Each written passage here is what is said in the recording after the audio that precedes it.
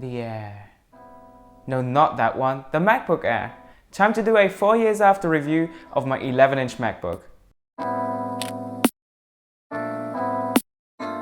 Hey guys! Today I do a 4 years after review of my 11.6-inch MacBook Air.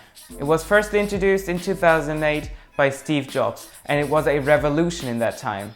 But it didn't fare so well, it didn't have enough power and it didn't have enough ports. So in 2010 they did a refresh and a lot of internal updates followed till today, this year, 2016.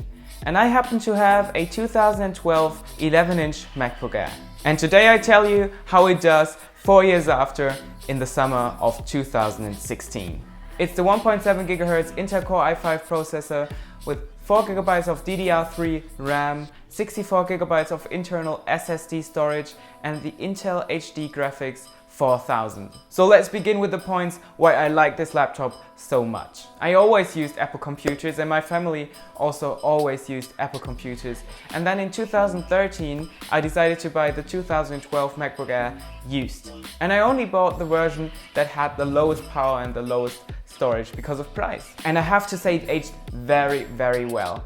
If I compare it to some Windows computer that I bought for the same price point at that time, I think it wouldn't have aged that well. It still runs very smoothly and fast because of that i5 processor and 64 GB SSD hard drive. And I come back to that hard drive later in the video. And the whole purpose why I bought this computer was for surfing, text editing, maybe doing some presentations and maybe, if ever, try to edit videos on it. And I did edit videos on it for the first month on Final Cut Pro. It did work, but I have to say it didn't work very well. Final Cut didn't run very fastly and I had to give it up editing on a small computer like the MacBook Air. But I moved on to another machine and now video editing works very well. And now I really only use it for surfing and the occasional text editing and PowerPoint presentation. And for that purpose, it runs very well. And I couldn't imagine any other device for that. So what are other points why I like this device so much? One point is that even though it only has 11.6 inches, it's considered a netbook in the Windows terms. It feels so big. It feels like a normal sized computer. Because Mac OS X on the MacBook Air 11-inch doesn't really feel small. It has the normal sized icons and it really fits well into that 11-inch aspect ratio. Another point why I like it so much is because it's so light and thin and you can take it everywhere. You just throw it in your pocket, you just throw it in your suitcase and you can take it everywhere, and that's why I like it. Another thing why I like the MacBook so much is the trackpad. It supports a lot of gestures and that makes moving around in the OS or web browsers so much easier and faster. You can scroll with 2 fingers, you can swipe back with 3 fingers to go back a page, or swipe to the right with 3 fingers to go to the previous page. It's amazing. And let's not forget the keyboard. The keyboard is outstanding. You can type so quickly and so comfortably with the MacBook Air's keyboard. It also has a backlight, which is amazing in low light situations. And last but definitely not the least is the build quality and design. This computer looks absolutely stunning.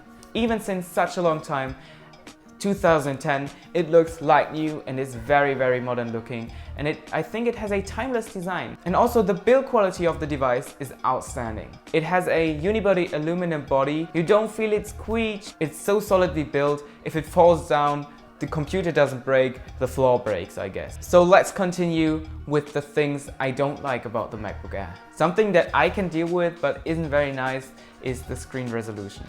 It has a 1366 by 768 aspect ratio and it doesn't have a lot of pixels per inch, I guess. You see the pixels when you look at the display, and it's not like the new Retina displays on the new MacBook Pros.